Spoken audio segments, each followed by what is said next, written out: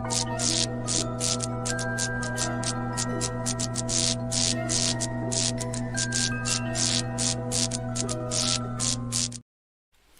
guys, and welcome along to another episode of the Ghostoul Podcast. Yes, it's another week, and we have another awesome guest. Now, tonight's guest, the tables have turned. It's time to grill this gentleman.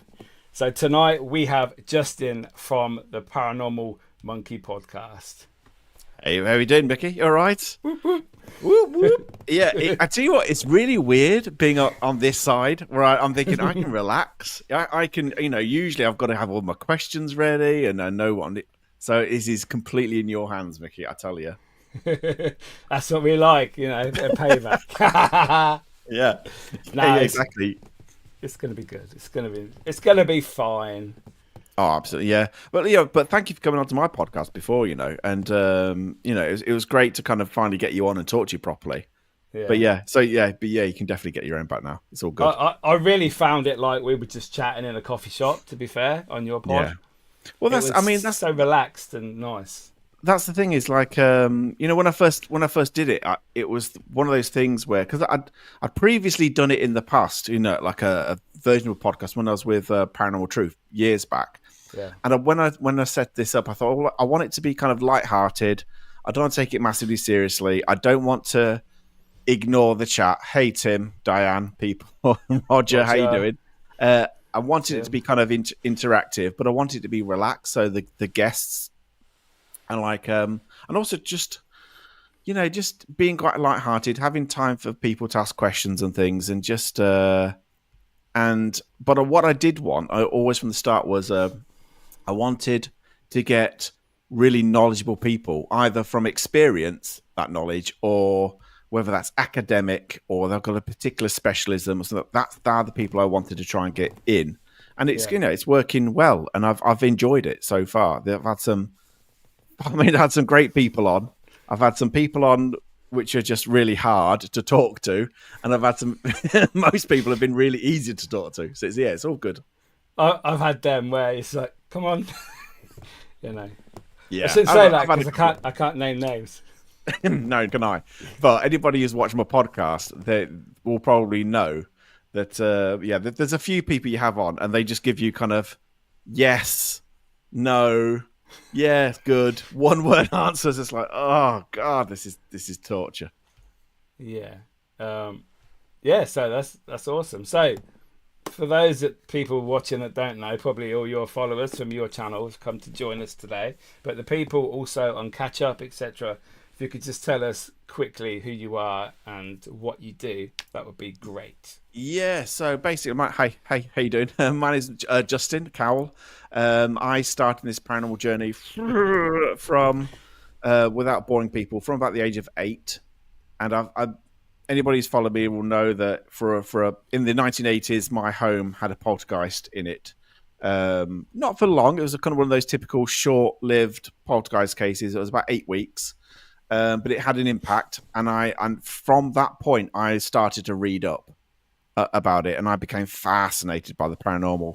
I joined the Society for Psychical Research, I think, when I was about 14, to give you an idea. Wow. Yeah, I know. I was a proper sado, and then I was right. And then you get older, and I got married, I had kids, got divorced, and then found myself back into the paranormal. And then, because I'd always had this interest, I started by going off on my own and investigating on my own, just for myself, not YouTube or anything like that, just to capture something for my own curiosity, I suppose. So I'd head off on my own, which is probably not the wisest thing to do. Anybody who's interested, recommend do not go off on your own, but I did, because I was one of those kind of people that just didn't want any interference from anybody else. And then I joined up with another guy called Dale. Eventually, we started a channel called Paranormal Truth, which did really well, and we kind of started roughly at the same time as the Ouija Brothers. We were doing it for a couple of years. We did investigations, and we did kind of like a podcast as well. And so when finally that channel fell by the wayside, it was like, right, what do I do myself? And the older I get, the less inclined I am to stay till like three in the morning doing ghost investigations. It's like, oh man, I can't. Because the other thing as well, we used to go through the night. You know, we used to do these live streams from East Drive or whatever. We'd carry on till like 5 in the morning. Man, I just don't know if I could do that anymore. It was hard work. But so I do the podcast and I'm really enjoying it, you know, because it's a lot easier on the editing and it's a lot easier in that you do it and then you can go to sleep at a pretty good time, you know. That is good. So if we start with Paranormal Truth, you met Dale and created that channel. Why did you decide to do that? Was there anything? Did he come to you? Did you know him already? I think what it was. I mean, from the outset, like I said, I did all this stuff. Yes, I know. Thank you, mods. My lovely mods. Thank you very much. But yeah, we kind of it started off, like I said, I started off on my own, and I'd go to all these locations, and I used to get, and even from the early days, I was always really quite critical of a lot of techniques that I was seeing on YouTube. I was critical of a lot of equipment that people were beginning to use. Hey, Weird Fox. And so I think me and Dale got together because I was probably grumbling about spirit boxes and thinking, oh my God, you know, just ranting about, you know, SB7s or whatever. And Dale was ranting as well. And I think we just found, you know, we had that thing in common where we were just both critical, skeptical, you know, grumbly old men. we just kind of hit it off, I suppose. And that's when he already had the Paranormal Truth channel set up. He'd only ever done one investigation on his own. All right. But he felt it was quite... He wasn't a natural in front of the camera. He found it quite hard, it just being him. And he thought, oh man, the people watching can find me boring because I find it really tricky. So what he did is like basically invited me over to 30 East Drive, and that was our very first one. And he loved doing all the editing. Hang on a minute, I'm friends with Pub. Oh, nice. But I thought I'd drop in to give a say hello. Oh, bless you. Thank you very much, Weird Fox. But yeah, so we, you know, it was a case of just getting together because we had kind of a shared feeling about the paranormal. And we started to do East Drive, and that was the start of it, really. We just kind of carried on for a good couple of years. And and I think this was in, 2016. So this is before COVID. And it was quite it's certainly on YouTube. There were very few channels out there at that point, and even fewer who were trying to go about things in this kind of skeptical, realistic way. So I think that's what grabbed people's attention, is the fact that we were doing it and going, there's nothing here. You know, I don't know what people are getting because there's nothing here. And so we did a lot of that. And hey, Shelley. And and not many people had seen that. They'd gone for the whole big, you know, overreaction American YouTube channels or the TV stuff. And so there was me and Dale going, nah. You know, stood by the side of a road, I don't know, Stocksbridge bypass, and we're like, what a load of shit. There's nothing going on. And I think that was kind of refreshing for some people. Yeah. And so, and we were growing at a similar kind of rate to Ouija Brothers. And so we kind of just did collaborations with them, and it worked well. It was, good fun. Because back in them days, you didn't have, like you say, there wasn't that many people doing YouTube. I think there was us, UK Haunted, you guys, Ouija Brothers had just started. I think Leicester Paranormal had finished. Yeah. Then they turned into the Haunted Hub. That's right. Yeah. Yeah, I think that's still around now. There was, yeah, exactly. There weren't that many people around. And but from the outset, and this probably goes back to my interest from childhood, is I just wanted to capture the genuine activity, not some kind of me going, oh, I'm overreacting to a noise or a knock or a sound or a floorboard creaking. I wanted the real deal, and or at least something that would whether it's my reactions being absolutely genuine or Dale's, whether that's boredom or interest, whatever it was, it had to be like a genuine feeling about a place. Yeah. And we made that kind of mission of going to as many places as we could, going around the country, and whatever we found, that's what we wanted to put across. Good, bad, or ugly. It's like, well, if it's fake, we'll call the owners out, and we've done that with we've got a bit in trouble with a few people, but I'd much prefer to do that than just make out that a place is haunted when it blatantly isn't, or if the history has been faked when it's obvious. So, like for instance, we went to 39 De Grey Street, and we met the owner, a guy called Andy. So we interviewed him. Is that the hostel? That's. Do they call it the hostel, 39 De Grey Street?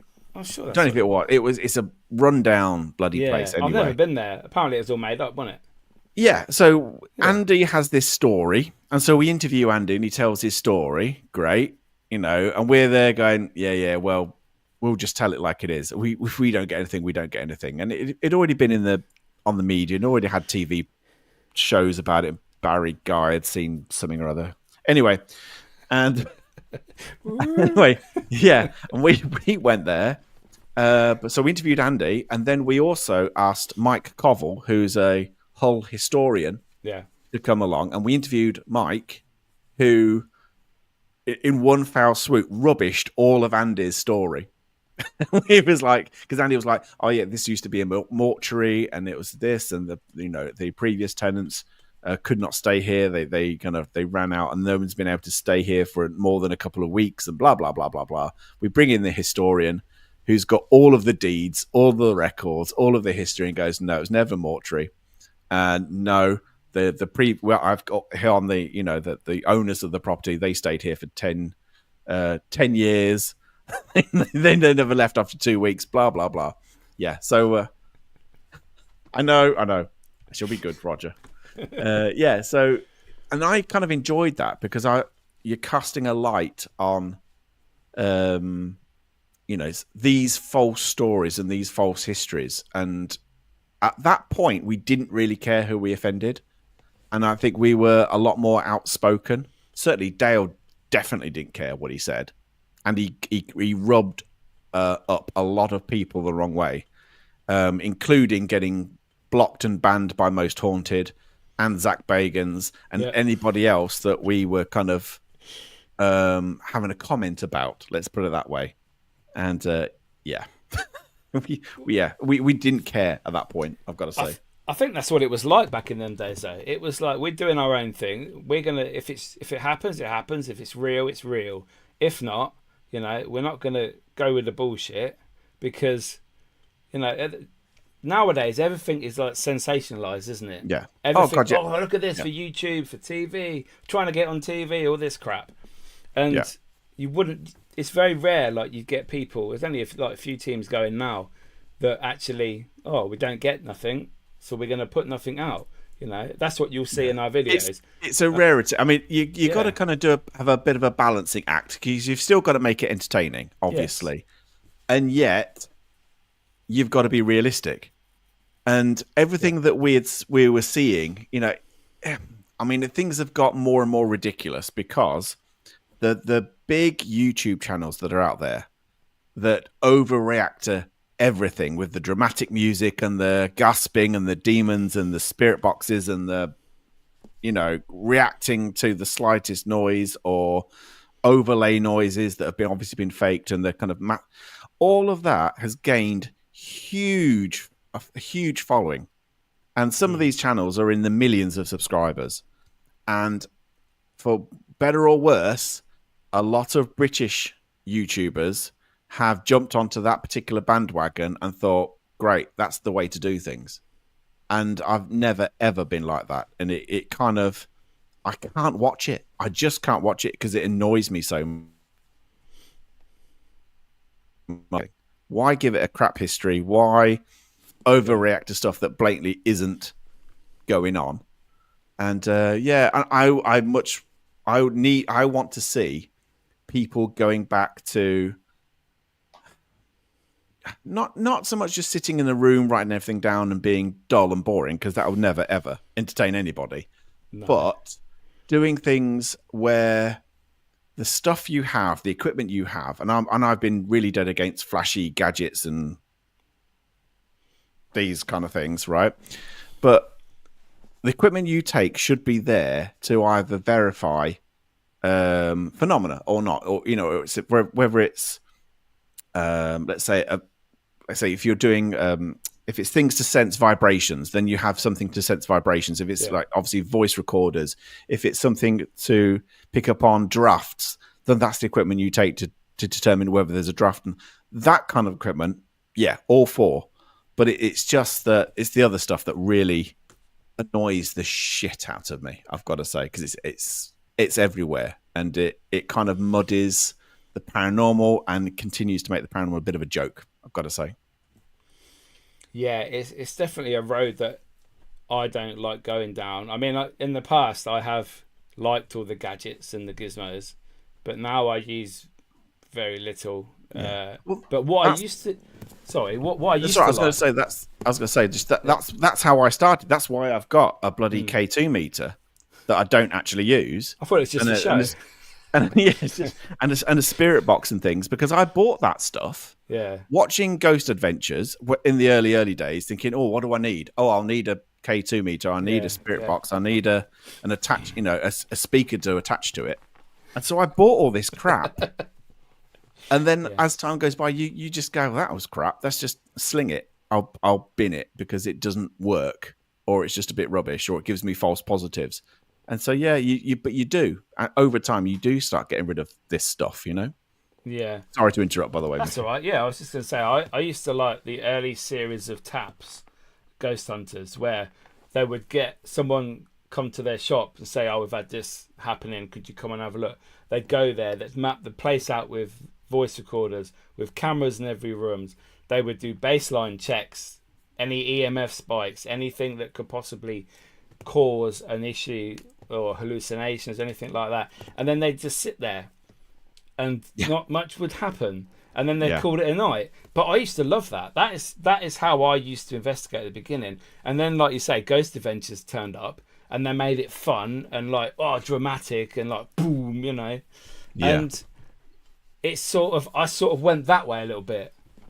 I mean, I do like the boring side of it, to be fair. I think you just need to portray things always kind of realistically. I mean, if I ever went off and carried on doing investigating again, and I partly want to make videos outside of the podcast, and that's always been my intention, is to continue and eventually to make more videos, but out on locations and things. I'm always going to be one of those people where I'll give the history of a place and I'll explain what's the stories associated with a location, but at no point do I ever want to start to be going, I'm just too old for that stuff. Do you know what I mean? You're thinking, get a grip, just stop it. All these Americans, just stop it. Think about what you're doing. You look like a tit, and can you just calm down? Be honest. There's nothing going on, and you know it. But that really winds me up. That's how they get their fame, though, isn't it? Yeah. Oh God, yeah. And it's the whole teenage market. Yeah, yes, exactly. Yeah.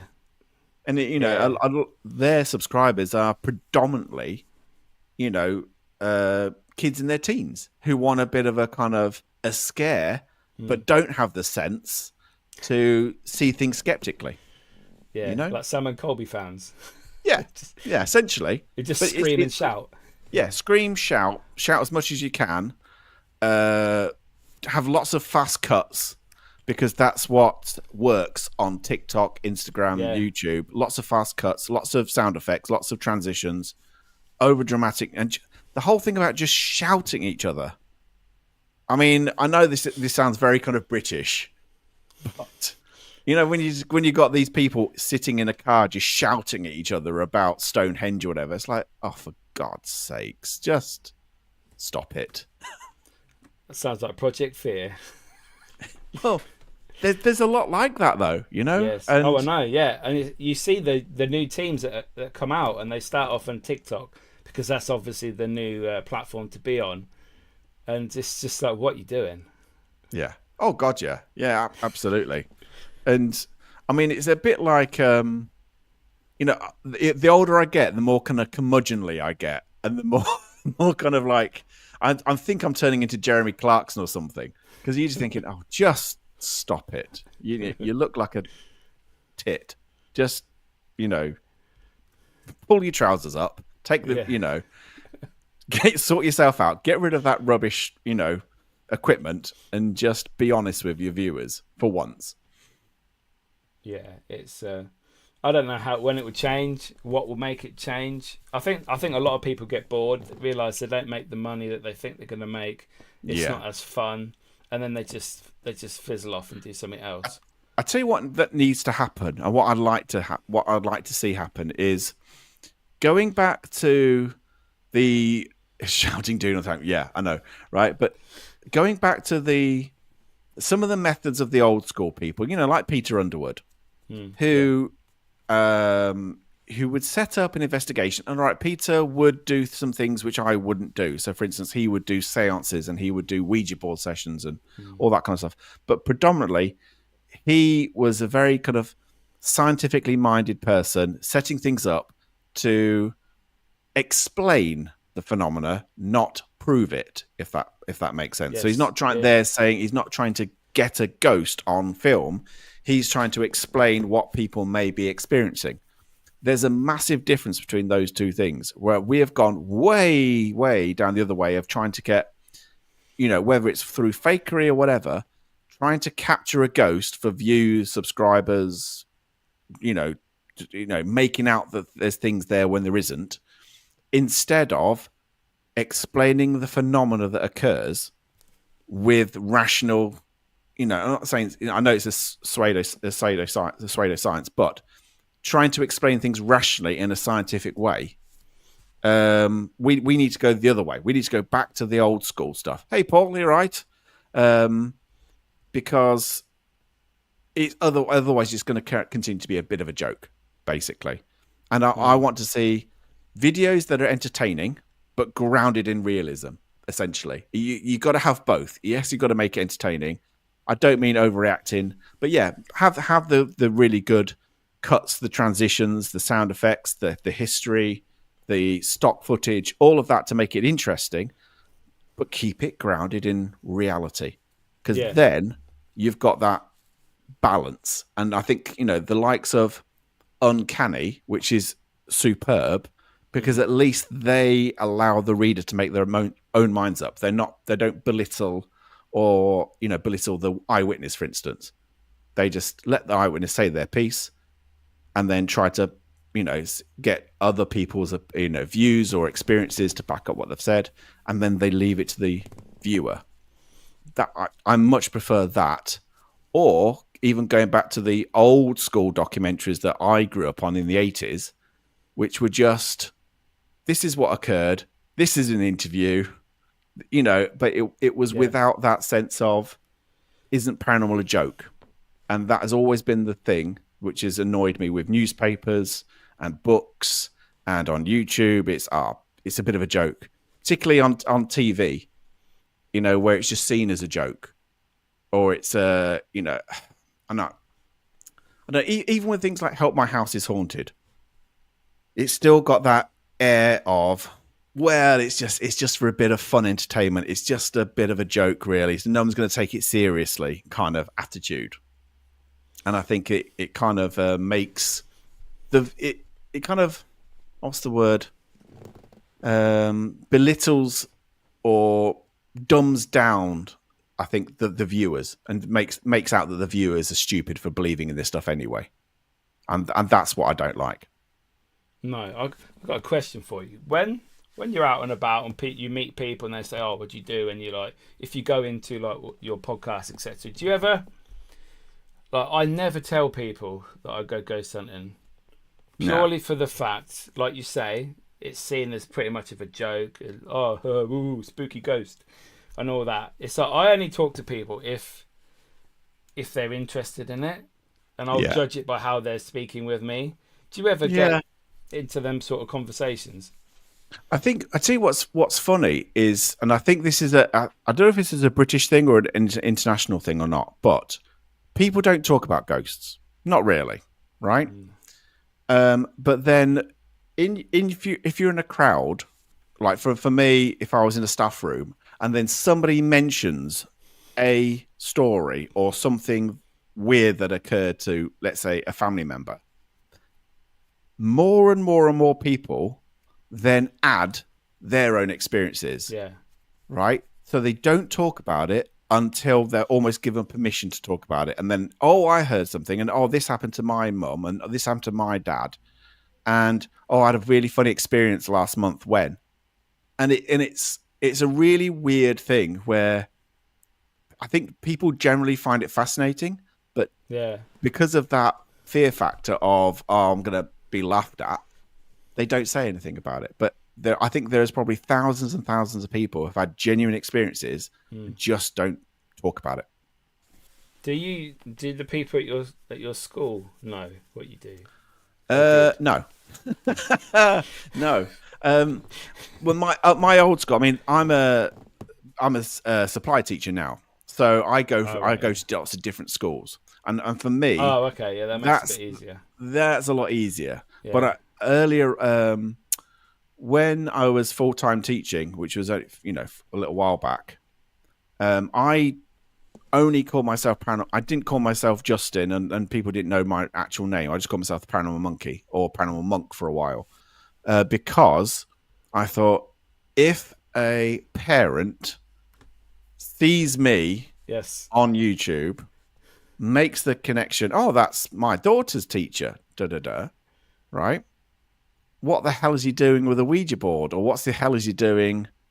And he's teaching my daughter. What on earth is he teaching? So I started to get worried that people would kind of make that link, particularly when the Paranormal Truth channel was growing. You know, when we get into, I don't know, I can't remember how big we got now, but tens of thousands of people were watching.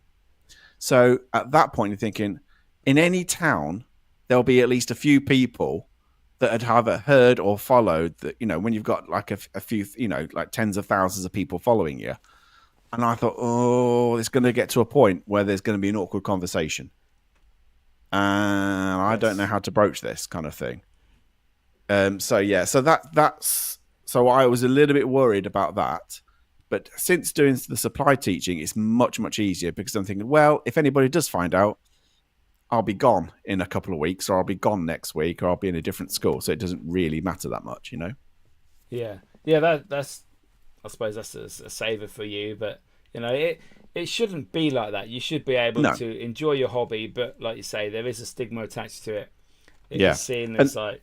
I tell you what is funny though is like I went back to my old school, where I used to do the full-time teaching thing, and obviously through, I think, Facebook, there was that link between me and my podcast now. So everybody knew in my old school what I do now. Everybody knows. All the teachers know. And I was like, oh, man.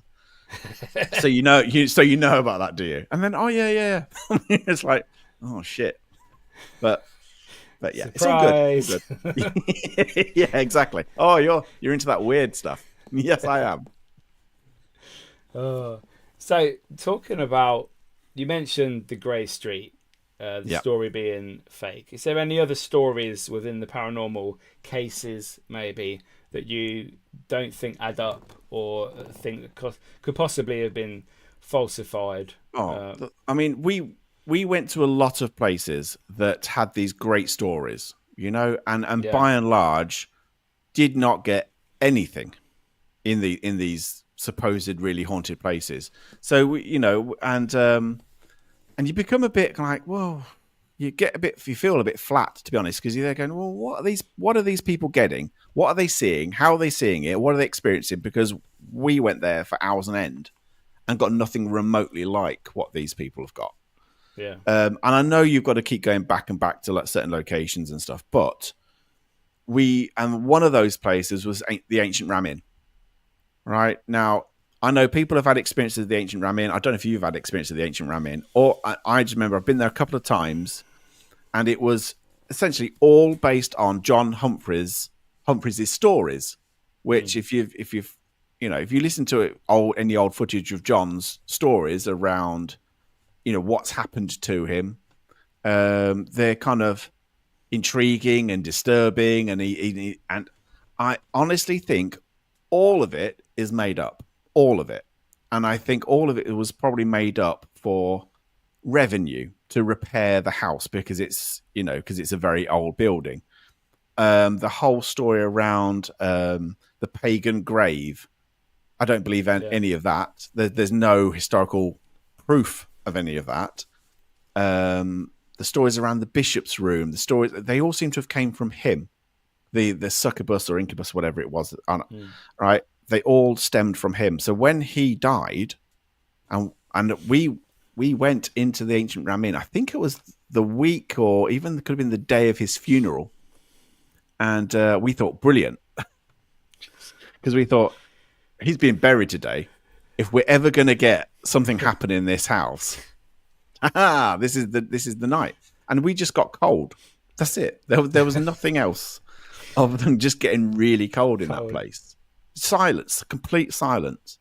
And so I just think, and maybe I'm doing it a disservice, but I never got anything at the Ancient Ram Inn. To be fair, I filmed a few times with John before he moved out to the care home, and it was a lot more active then. Now, whether because he would make you feel that way, and your own feelings would change towards how the night was going, or there was some connection with him, and if there are any spirits there, I don't know. But after we've been a few times since his passing, and it's been dead, literally dead. Yeah, I mean, I went there expecting something, because you hear all these stories, and think, oh my god, Ancient Ram Inn, and and I remember I got there early because it's away from where I live. I decided, all right, I'm going to set off early. I'll get there early, and I'll just wait for Dale to turn up. Maybe half an hour later. I got there so early. I was sat in the Ancient Ram Inn for about 5 or 6 hours on my own, thinking something's going to happen. Nothing, absolutely nothing. And the more you're there, the longer I was there, I was thinking, oh, surely with me being on my own, this will be, come on, I'm here. Yeah, you're vulnerable. Yeah. Vulnerable to anything that may happen. And not even, I mean, I thought old building is going to be very, it's obviously very, all the wood in that place, I thought that's going to be creaking and cracking. We're going to get loads of noises. Nothing. It was just silent. And so I was a bit disappointed, really. I mean, I probably would go back, but it kind of, there was no hint of anything, which made me think, is there any point? Because it's a long way to go, Yeah. So, are you a believer? Very good question. I know there's something going on. I've experienced it. I experienced it as a kid. I experienced things that my parents growing up were very kind of very matter of fact. My dad for the longest time was a builder. My mum was a care home assistant. Then they weren't remotely interested in the paranormal stuff. And then things happened in our home which were really really odd. And my dad, being my dad, just found it funny because he didn't know how else to take it. So really, it was like, TV was changing channels on its own again, and the bloody things moved all the toys around, and so my dad just tried to make light of it and make a joke of it, because he didn't understand it. He just found it funny. Yeah. Whereas my mum was more scared, basically, of what may be in our home. So I've seen it, and neither of them really understood it. And so when people talk about their homes being haunted, I know how it can make people feel. It's that kind of nervous laughter about something's going on and I can't work it out but it's going on. Or those who are just kind of terrified because they just think, this is my home. I don't know what's going on. I don't want it here. and I don't know how to get rid of it. And so having that experience, I know something's going on.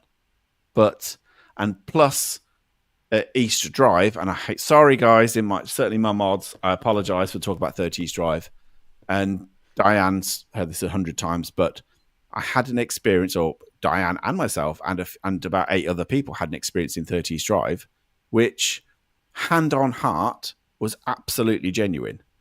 And it, shot. I know, take a shot, Tim. I've mentioned it. That I can't explain, and I'm very, very skeptical, and I would try and dismiss everything. But when you get something which you just can't explain or rationally explain, that's when you think, oh, there's definitely something going on. But I will still stick to my kind of skeptical guns, if you know what I mean. Okay, so you might have a different audience to me. So if you can just do a quick roundup of what actually happened at East Drive, because they might not know the story. Sorry, Tim and Diane, who's in the chat. Yeah. So very, very briefly, we I never get fed up with it. It was amazing. It was amazing, Diane. Thank you. So we had done East Drive previously, and we'd had a few little minor noises, taps, and things, which was interesting. In real time, noises. We were downstairs. We could hear noises coming from the bedrooms on camera and stuff. And but it wasn't enough to kind of fully convince us, because we're quite sorry. I know it wasn't enough to fully convince us. So what we did, we at that point, East Drive was less busy than it is now. So it wasn't as booked up as it is now. So we could book up, like maybe 3 days at a time, or 4 days, or 5 days, and we'd block it out, and we'd stay there for an X number of days. So, on one occasion, I think we'd done it for 2 nights. We decided to stay there for 2 days, and the first night, we invited 2 people from the Ghost Club and John Fraser from the Society for Psychical Research. So John Fraser, those who don't know, has written a book about poltergeists, which we didn't know he was writing at the time. We just invited him along, and he was like, brilliant, this would be perfect for the book. So wow. He came along. John had spent during the day, he'd gone and done his research. He'd gone to Pontefract Library, he'd gone to the working men's clubs, he'd talking to the locals. Did they know anything about it? He'd researched the newspaper stories and people that knew the old owners and things like that. And when Rosie O'Carroll, I think her name was, from the Ghost Club, and John turned up, that was the first night, and there was nothing, right? Nothing at all. But that's what we expected, nothing at all. So we just, we had a good evening. We were talking, and John is obviously, being for the SPR, incredibly knowledgeable about poltergeist generally. So we're just chatting away. Nothing occurs. Nothing happens. Fine. We go to sleep. We go to bed, and they go back to London the next day. Second night, we'd invited, because we had a bit of a following, we invited, I think, 8 followers of ours, subscribers to ours, to come with us and stay. So there was about 10 of us all together in East Drive for a night. So as a bit of a treat for the followers, right? So we had a range of different people, and so it was a pretty, East Drive's, it's quite a small place. So when you've got 10 people there, it's, you can hear everything. Yeah. So we were trying different things, but nothing was really happening. And then the women who were in the group, Diane being one of them, decided to do a seance in Philip's bedroom upstairs, and said, right, how about us women, we'll try and get something going on, try and get the energy up. You guys, you go downstairs. So all the men went downstairs into the kitchen area, just chatting, making tea or whatever, and leaving the women up in the bedroom. So they sat in the circle, and Diane can probably kind of explain this better than I can, but after a little while, they felt that something was in the room with them, and they felt, it was almost like been circling them. And I think it was Diane that felt as if she felt like a hand grip her arm, or and others who in the circle could almost see the imprint of fingers on her arm. So I'm doing spells again, exactly. So they started to feel that something absolutely wanted their attention, Yeah, which something was was more coming than through. Yeah. something was coming through. Something wanted their attention, but instead of giving it that attention, they decided, you know what? We're not playing by your rules. We're going downstairs. We're going to ignore it. So we, so the ladies went downstairs, and we were just chit chatting in the kitchen, and they felt that, you know, they were talking about, you know, we felt as though something was with us, but, you know, we decided to ignore it and come down here. So we were just talking in the kitchen about the experiences. And then as we're talking in the kitchen, we could start to hear this knocking, this banging from up in the bedroom. And I'm looking around, and everybody's downstairs, and there's nobody upstairs at all. We've got a camera on the landing. We know there's nobody in the bedroom. Plus, a 30 East Drive has like the creakiest stairs known to man. So anybody who would walk up the stairs, you'd instantly hear it. So we knew where everybody was. And there was this knocking on wooden furniture from directly above our heads, which was Philip's bedroom. And we're just chatting, and I'm going, oh, what the bloody hell? And I thought, oh Christ, I didn't have a voice recorder in the bedroom at all. I think of all the things I needed, I didn't have a voice recorder in there. So I ran up with another lady called Lindsay, and I put my voice recorder in the middle of the carpet. Didn't stay in the room, just ran back downstairs. I thought, please carry on knocking, and it did. So this bang, bang, bang, bang, wow, bang, right? Probably about a dozen knocks. Most likely from the TV cabinet, if you know Philip's bedroom. Yeah. And it was becoming, and we could hear it getting louder and more kind of demanding. I know that's, you know, psychologists say, oh, I'm putting a human thing on it, but that's what it sounded like. Yeah. And after about a dozen or so knocks, I thought, oh my God, I've got to see whether I've got this evidence, because I cannot believe it's happening. It's finally happening. We spent years trying to get something like this. And this is not some creaky floorboard or some, you know, broken window. This is something with energy banging in that room. So I run back upstairs, grab my voice recorder, come back down here, put my headphones on, and I'm listening onto this Tascam about the stuff I've got. And I'm grinning from ear to ear because I'm like a little kid going, oh my God, it's crystal clear. It's becoming more aggressive. It's becoming louder as it goes on. And it's crystal clear banging. And we know where everybody is. And we know everybody's downstairs. And it's definitively from within that room. It's not Carol next door. It is directly above our heads. And I'm going, oh shit, we've actually got it. It's real. This is what's going on. And I'm listening to it, and I'm passing around the headphones to all the people, going, listen to it, listen to this. And I'm like, because, you know, I say we spent years and years and years trying to get anything like this, and never had anything like that happen. And then all of a sudden, and I can't tell you now how long between the knocks and the next thing that happened was it. Personally, I think lots of people go about but again, was in the kitchen. I was still high as a kite from the knocks, and then it kind of, I don't know whether it kind of settled down or continued to bang, but all of a sudden there was directly above us was the loudest stamping.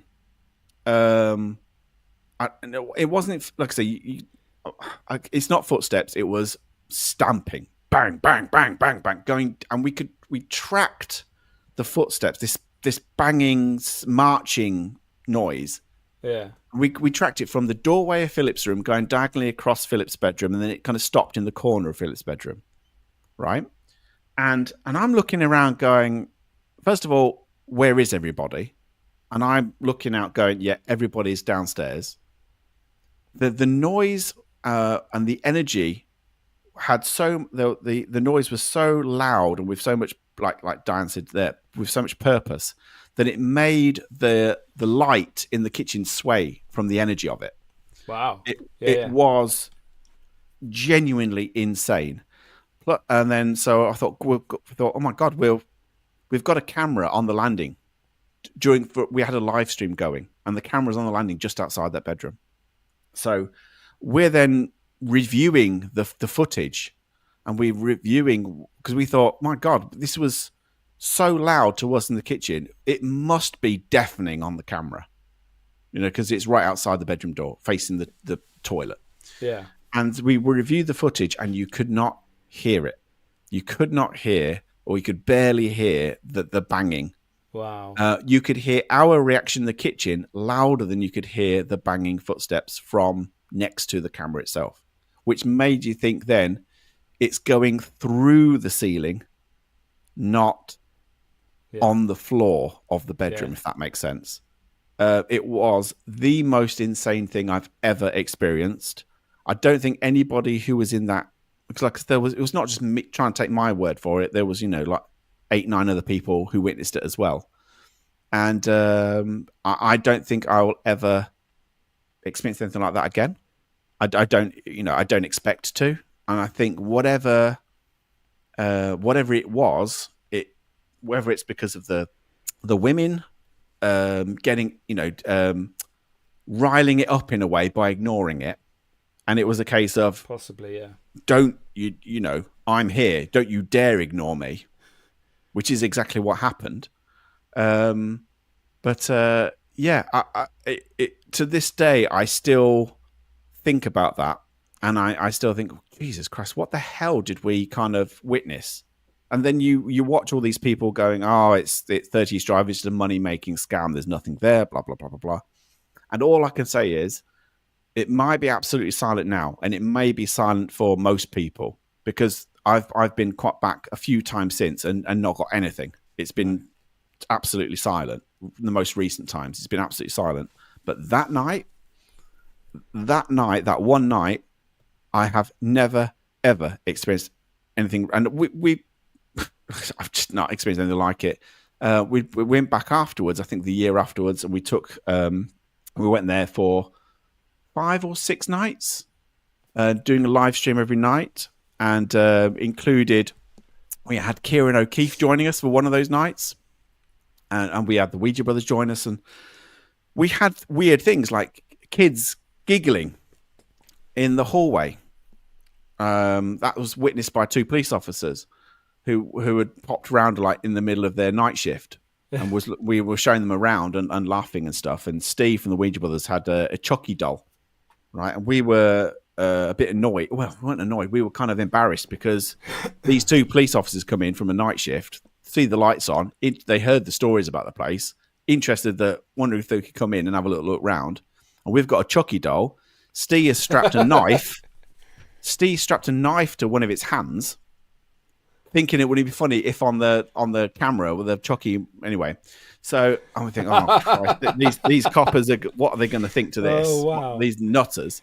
So, but anyway, we're going round. We're having a bit of a chit chat, showing them, and then they see the Chucky doll. They have a bit of a laugh about it, and the one the copper says he says it's funny actually because my son's got ginger hair, and every Halloween we dress him up as Chucky, right? So we're laughing about it. And then a little kid in the landing, on the downstairs landing, giggles with us. And then the 2 police officers straight away look, because it's only about 4 foot away. They look to where this child laugh came from. They're like, "Did you hear that?" And we're like, "Yeah." And they said, "Well, does that happen very often?" I said, "Well, it does happen." And they were like, "Yeah, we're off. We're out of here." So yeah, so we've had things like that occur. We had a door knocked with nobody behind it in front of Kieran O'Keefe, which was quite cool because we were like, "Come on, Kieran, explain that one because it happened right in front of you, mate." I bet he didn't. I bet he didn't think it was a ghost. No, he was like, no. I think his explanation was, all we can say is that a noise seemed to come from the direction of the door. That's what's Kieran's response. Yeah, got love Kieran. Yeah. So with those footsteps and the bangs and the children giggling, do you interpret those as a spirit or a ghost, or do you just think it's created somehow in the ether, in the atmosphere? I tell you what's weird with the whole poltergeist thing at East Drive, right? Is that because we were there, like obviously occasionally there'll be times we'll be there for 6 days straight, Yeah. And so we're not, for most ghost event companies or anybody going there, you're there for an evening, probably there from about 7 or 8 o'clock until about, sometimes if you're lucky, till 10 o'clock in the morning the next day. But we were there for like 6 days. And during those 6 days, you started to pick up a bit of a pattern. Things, you started to pick up a pattern of when things would occur, and you'd note it down, and you would think, oh, okay, that's interesting, because that happened when somebody was about to leave the front door, when somebody was about to go out for a vape or about to go and go to their car. Something would happen. It was like it wouldn't do things on command, and yet when it felt like you was ignoring it, it would do something to kind of bring your attention back. So you started to think, oh, okay, so there's definitely some kind of intelligence going on with this thing. And then the one thing that made me really convinced that this was not just something happening outside of us. It's not like a replay, for instance, or it was something that seemed to be absolutely linked to what we were doing.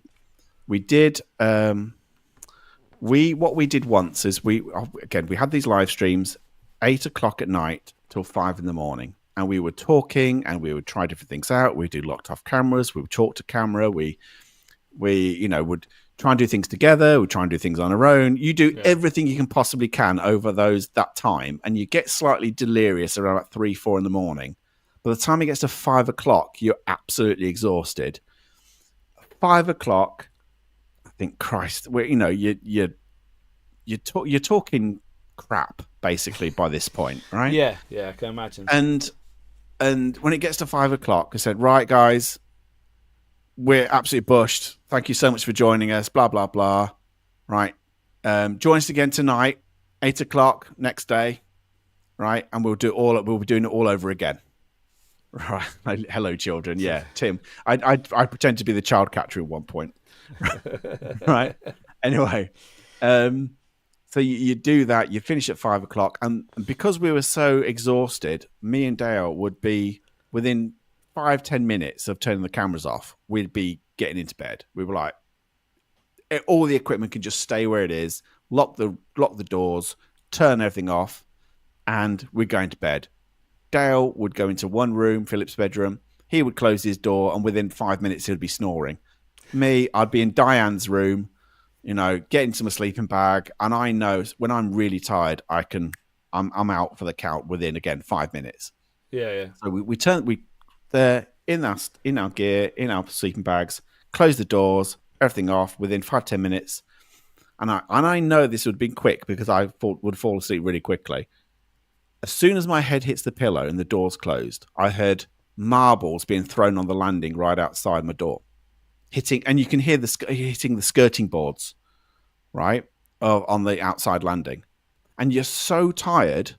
I was so tired. I couldn't give a shit. I could not care. I don't care that there's stuff being thrown around, right? And when you think about it, you think, I have spent 8 hours asking for something to happen. The moment I close my door, turn the camera off, and put my head on that pillow, something gets thrown outside the bedroom. That showed intelligence. It also showed that something was listening.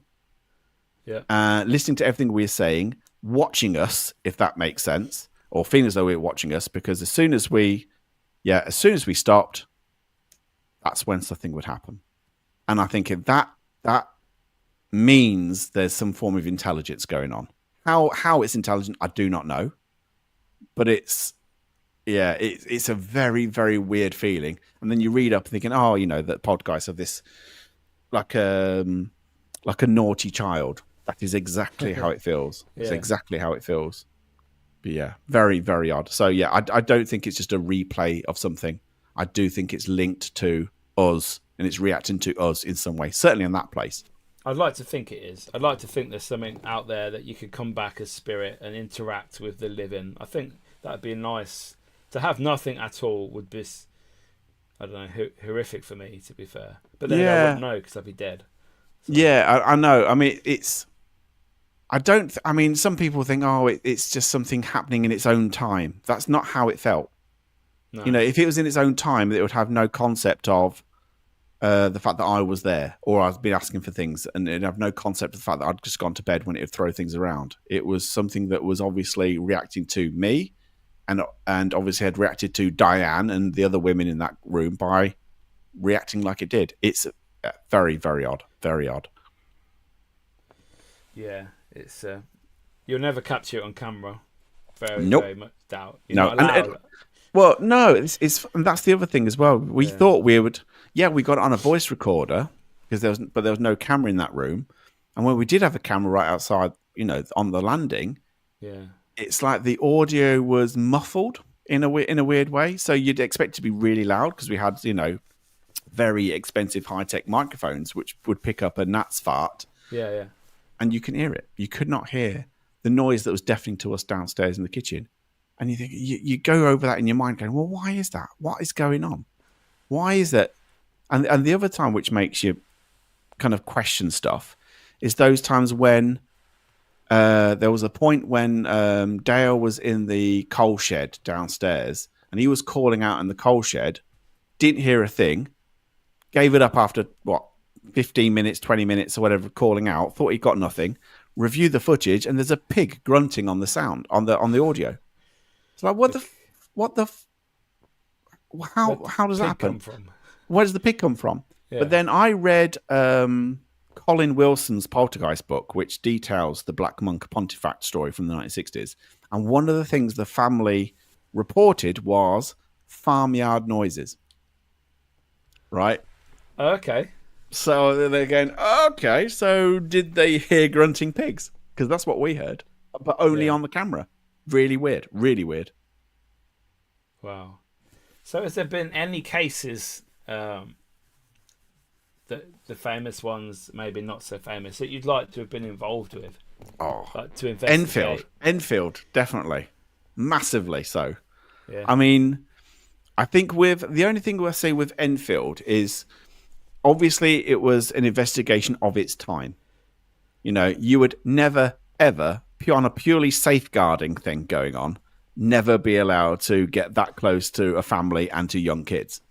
No. And there was, but in the 70s, it was a case of it being quite overlooked, really. Lots of things were kind of being overlooked regarding safeguarding of those kids.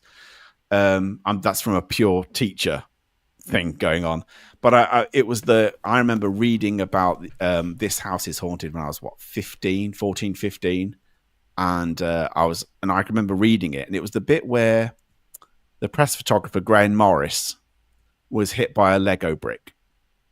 And I remember reading that going, oh, I would just love to have been in that living room. Just with all this stuff flying around. Because that's what they said. It was like all over the place. Yeah. Yeah. And I was like, oh, man. And I can remember being 14, 15 going, oh, I'd love to be in there. Just love to have been involved in that or seen that or witnessed that. No, I don't get me wrong. I do think a portion of what the girls did was absolutely faked. And I think it was there was probably a lot more fakery going on as time went by because they became quite attached to the male investigators, to Guy Lyon Playfair and to Maurice Grosse, because they were like absent, or for them, they were like a father figure. Yeah. And when things were dying down, they felt they had to keep them interested, if you know what I mean. And I know that Maurice Grosse said that, whenever they faked things, they kind of picked up on it very quickly. But I do wonder how much they didn't pick up and how much they were kind of not, maybe out and out duped. Because I do think they faked a certain portion of stuff. Yeah. But I also think a good deal of it was genuine. So the genuine stuff, I'd want to be in that house for. Well, I spoke to Kev Kerr about the Enfield case, and he said that when he's had meetings with Guy, and he said that a lot of the stuff was too horrific to put into the book and the story that was released to the press. Yeah. So what else could have happened? I don't know. But to me, I do. That is one of the places I would love to investigate. Oh, yeah, to get in hugely. there. To have got in there in the, let's say, I mean, in the tail end of 1977, when it was at its height, and and to have been there, and I mean, because it was things that people forget, because people are very quick to dismiss the girls, right? And they say, "Oh, they just faked it." Yeah. But that does a bit of a disservice to Maurice Grosse. And one of the things which they also talked about in the book was they had a lot of activity occur while the children were at school. Exactly. So they can't fake that. No. And so, well, if they're all at school and then stuff is still happening in the home, well, the kids are not there. You can't just, just say, "Oh, the kids faked it all." The people just they got duped. They just they wanted to believe too much. Therefore, it kind of. And I know Maurice Grosse. It was his. Can you imagine that? Maurice Grosse's first investigation, as a paranormal investigator for the SPR was Enfield. What a first place that was. He was there for many years, wasn't he? Yeah. Oh, yeah. Yeah. But I can remember I've messaged on Facebook both Margaret and Janet, the girls involved in the Enfield case. Yeah. Trying to get to talk to them. No, it's not. That was. I think I've sent multiple messages over. I think the last time I messaged them was probably about 8 years ago. Nothing back from either of them. You did well to find them. To be fair. Yeah. I kind of know. I know their names now, and so I know who they are, and it's obvious who they are on Facebook. But I mean, Janet. I don't think even has. I don't think she even has an active Facebook profile. And Margaret has multiple profiles, all of which she doesn't really go into and look at. But I would love to talk to them. Maybe find Billy, their brother. Yeah, yeah. But if I could ever get hold of Margaret or Janet and just say, right, come on, lay the card on the table. How much was faked? How much was genuine? What? Yeah. But anything I've seen them in as adults, they just look haunted. They look properly haunted. They look traumatized by something that's happened to them in the past. Absolutely. Yeah. And I'm thinking, oof, do you want to go down that route of they've obviously they look scared. They look traumatized. They look like shaky almost. Particularly Janet. Still, she doesn't look well. And I do wonder, well, I bet you that's one area or one part of her childhood she never wants to talk about again, which I kind of get. Yeah. To be fair, I wouldn't want to. Yeah. But I mean, if I could, I would. That's along with Dan Aykroyd and something like that. That the people I would love to talk to more than any other. Yeah, absolutely. The sisters in the Enfield case. You could have the sisters at the kitchen table in the Enfield house with Dan Aykroyd with you doing your pod. Imagine that. There you go. Yeah, be invited back into the Enfield house with the girls and Dan Aykroyd. Yeah, that's your heaven. Why not? Yeah, but yeah, I would love to chat to them and just because as time has gone by, you can see that, and they've been heavily criticised and scrutinised over throughout their childhood, and they've probably been had a lot of shit. But as they got older, I would dearly love them to be able to just go and put the cards on the table and say, yeah, we did. We know, whether it's Janet making up the growly voice thing, or of Bill Wilkins, or was all right, or Margaret saying, well, actually, I knew that Janet was faking this because for attention, and we did this, and this, but this was genuine. We didn't fake this. Because I think to this day they still haven't really fully opened up to anybody about the extent to which they faked, and I think because so much time has passed, I think there'd been almost no harm in it now to actually just reveal what they did and what they didn't do. They probably need closure. To be fair. Yeah, I would. Yeah, that's why I think it'd be fascinating to talk to them. Yeah. So I do hear you are involved in a particular project. Yeah, Possibly coming up very soon. it is. It is coming up very soon. Yeah. So the project is it's called the Supernatural UK. I think the originally John Shackleton, who's the documentary filmmaker, is a professional documentary filmmaker. So this is not a YouTube, even though it's going to be released on YouTube. The quality of this is not like a YouTube filmmaker. That's the first thing.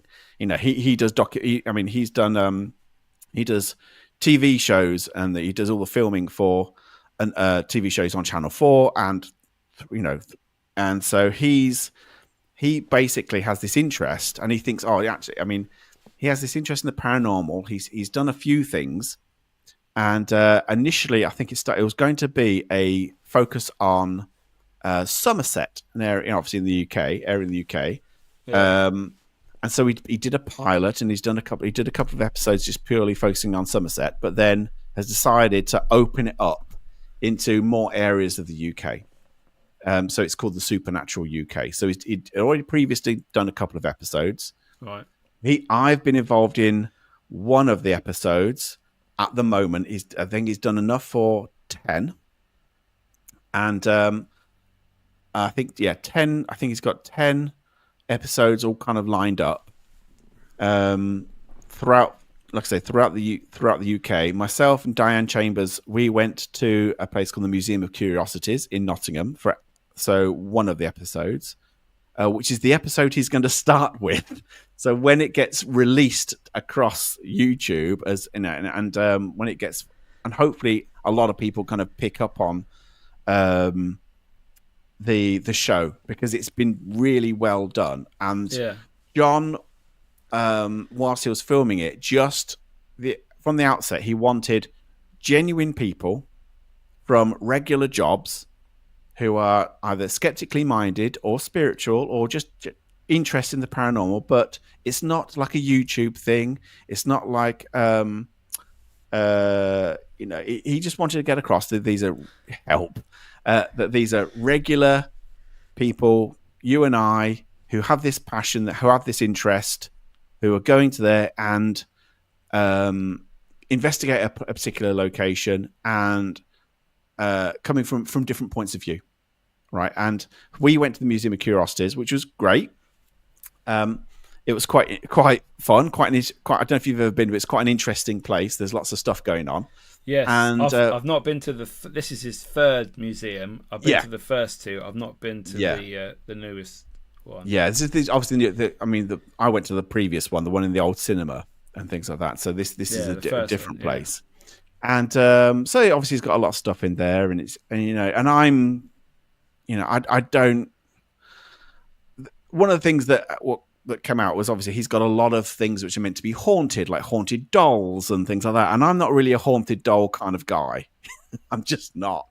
So when we did some tests, we were just trying different things out, and we had little bits of equipment and have these haunted dolls there. And I'm as skeptical as I'm still very skeptical. I'm just going to be very kind of. I don't know how this is going to come across in the TV show, but I'm just very I'm just like, Justin quiet in the corner. Yeah. This is rubbish. Yeah. It's like, okay. Haunted doll. All right. Anyway, so we filmed this thing. John's taken it away. He's edited it all together, and it's going to be one of 10 episodes. And I genuinely, because John's got this genuine interest with a group of people who, again, have this love, this passion, I suppose, for the paranormal, but go about it in different ways. Kev Kerr is involved, who is highly skeptical, incredibly clever. Diane Chambers, lovely Diane, who's quite a spiritually minded person. There's some people quite spiritual, some people just very kind of skeptical, and lots of different places. What I'm most looking forward to is the quality of it, the production value of it, because we're not going around screaming and hooping and hollering and like doing an American show. It's just really not an American show. It's an absolutely British, UK, grounded, realistic view of the paranormal from people who have a genuine interest. And that's what I'm looking forward to. I'm hoping that gets portrayed when it gets released. It's not that long before it gets released. So, if you're following the Paranormal Monkey podcast, as soon as I'm allowed to announce when it's going to be released, there's going to be like a release date, and I'm going to be doing a follow-up on the podcast as well with John and some other people involved in the project. So yeah, looking forward to it. And I'm just hoping that when it gets through the edit, I don't come across as a bit of a tit. But yeah, there you go. So guys, we're coming to an end very soon. Any of you got any comments, any questions for Justin, put them in the comments so we can read them out for him. And yeah, so I've got a couple more questions, Justin, if you don't mind. Yep. So obviously the podcast has been going, was it a year and a half? Yeah, about a year and a half now. Yep. How are you finding it, and what is the future for it? First of all, I'm still enjoying it, still loving it, and I think the main thing is I'm trying to get a wide range of people to talk to. It used to be I didn't want to be quite limited to it's going to be a ghost chat every week, because I could do that for a while. But, if you're talking about ghosts every single week with more different kind of ghost experts, then it can get a bit dull after a while. So I've opened things out to wider paranormal stuff. So I'm really enjoying, I'll have Andy McGrath talk about cryptids, and I'll have Kate Ray talking about gnomes, and I'll try and get somebody else talk about Sasquatch, and somebody else talk about Loch Ness monsters, and somebody else talk about I had Rich Blackett talk about werewolves, and he came back on to talk about Draugr, which is Viking zombies. So keeping it really kind of wide open makes things much more interesting for me. That's the first thing. And I'm skeptical, and part of me finds it hard to talk with people who, in my head, I'm there going, "Oh, that's bollocks."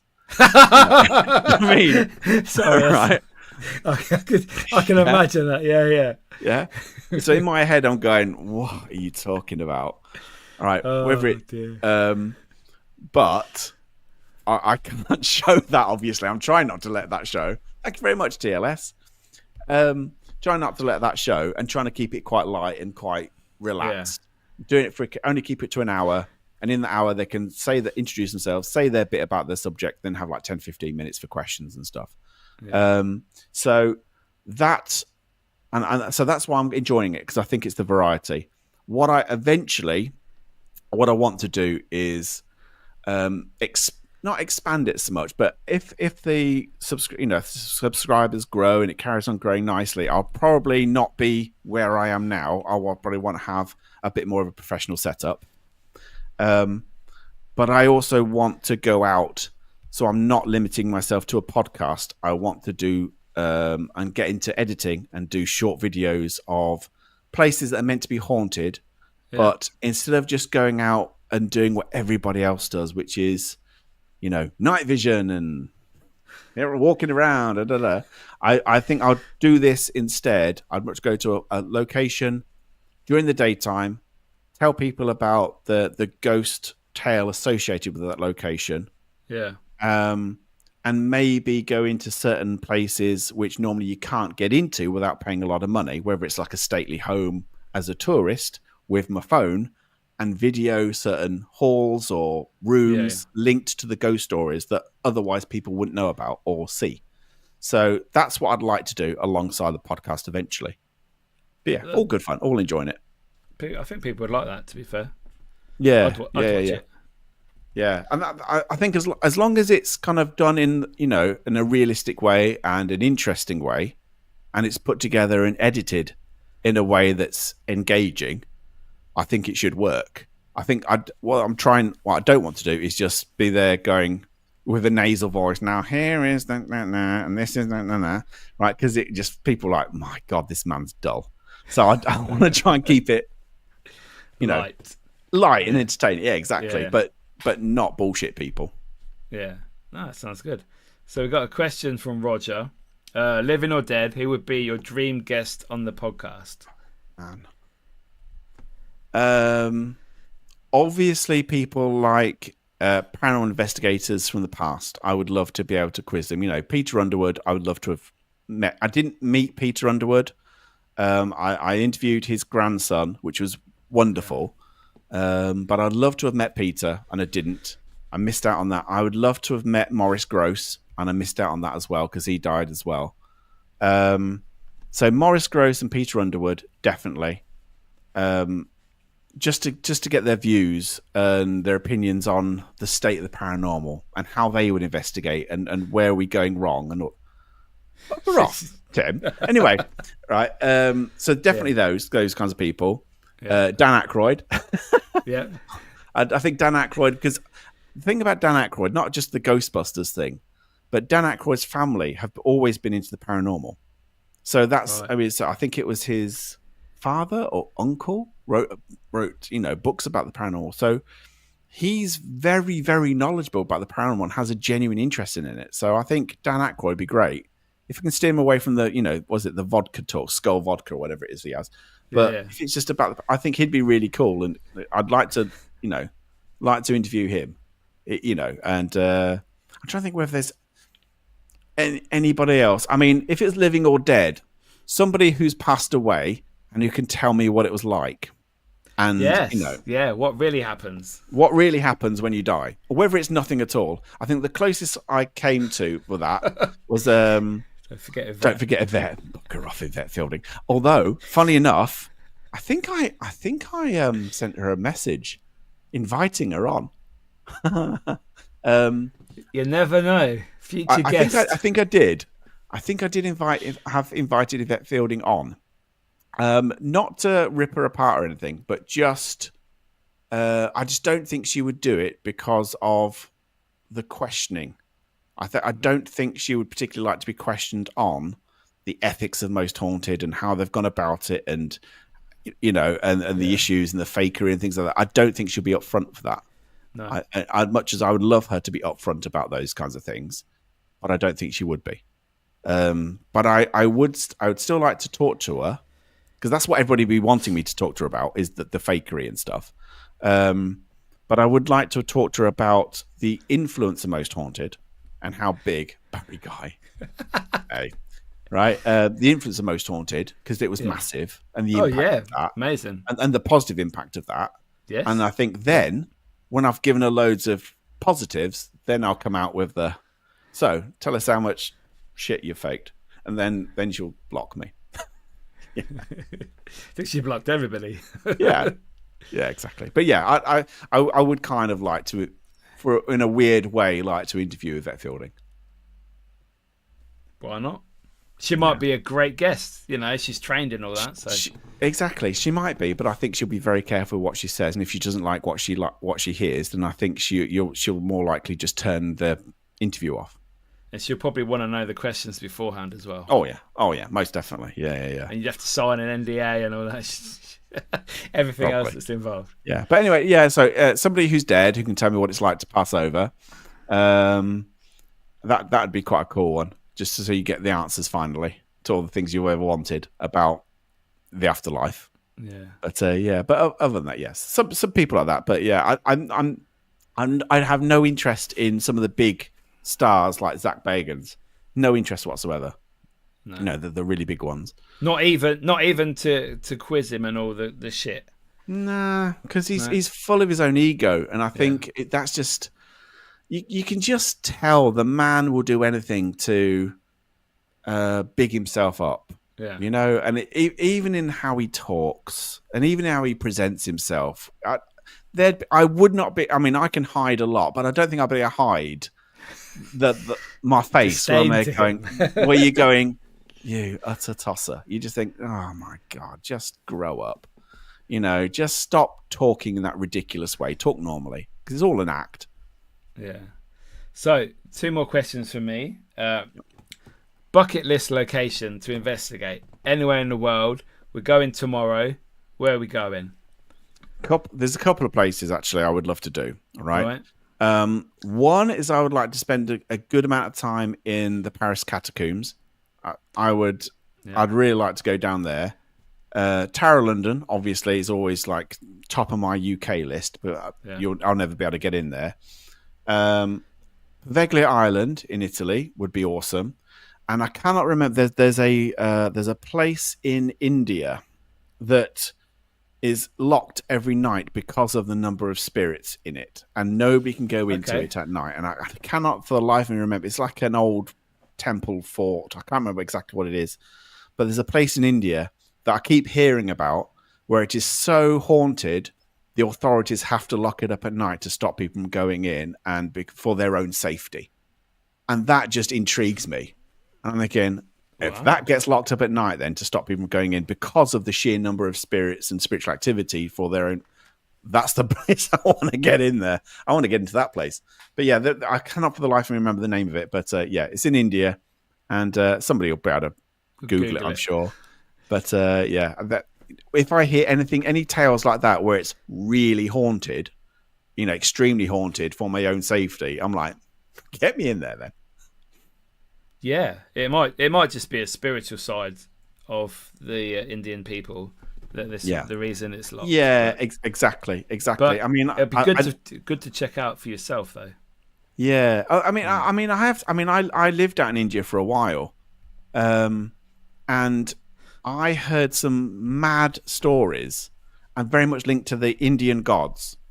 Right. For instance, I met a lady from America who was like, she was just backpacking, and she was staying with an Indian family, and she was an African American woman with dreadlocks. And one night she went to sleep in a bedroom, and she woke up, and her bed had been moved 10 feet across her bedroom floor, and she said she woke up, and her bed was next to the window, and the window was open, and she could not understand what was going on. She said she went to the family and said, "Did you move me? Did you move my bed whilst I was sleeping last night?" And they went, No. What are you talking about? And she said, "I went to sleep here, and I woke up 10 feet away at the other end of my bedroom by the window." And they were of the opinion that because she had gone to a temple during the day of a particular Hindu god that supposedly in their life in the stories had a fascination with hair, they believe that the Hindu god had seen her in the temple, and at night had visited her and drawn the bed towards her window. They're not allowed into the home, but they can look from the window. Yeah. And so they believe that so stuff like that I find really, really fascinating. And but different cultures and how different cultures kind of view ghosts and spirits and things is fascinating. That sounds awesome. So my final question: if you could get rid of anything in the paranormal, whether it's teams, equipment, attitude, a TV show, a person, anything at all, what would it be? Hard, man. That's a proper hard question, because it's not just one thing, is it? It's kind of like it just spreads. This bullshittery just spreads out amongst all kinds of things. You can't just go, oh, if I get rid of the Zach Bagans, then it'll stop the likes of Sam and Colby, and it just won't. So yeah, exactly. So if you just get rid of one thing, it won't necessarily get rid of everything else. Okay, for your personal point of view, then, what would you want to get rid of for yourself to make your life easier in the paranormal? Say, maybe. I think like I said before, I think the paranormal is seen as a joke by a lot of people. So any show that portrays the paranormal as a joke with over-the-top reactions and shouting and demons and that kind of stuff. Get rid of Starmer. Very good essay. I would say, yeah. And it's not just linked to ego either, because I get rid of ego and then everything will be fine. But it's not just linked to ego. It's fakery. It's just no, of course not, Tim. I'll never get rid of you guys. But yeah, it's the fakery that is associated and linked with the paranormal. That's what I would get rid of if I could. Yeah, that's perfect.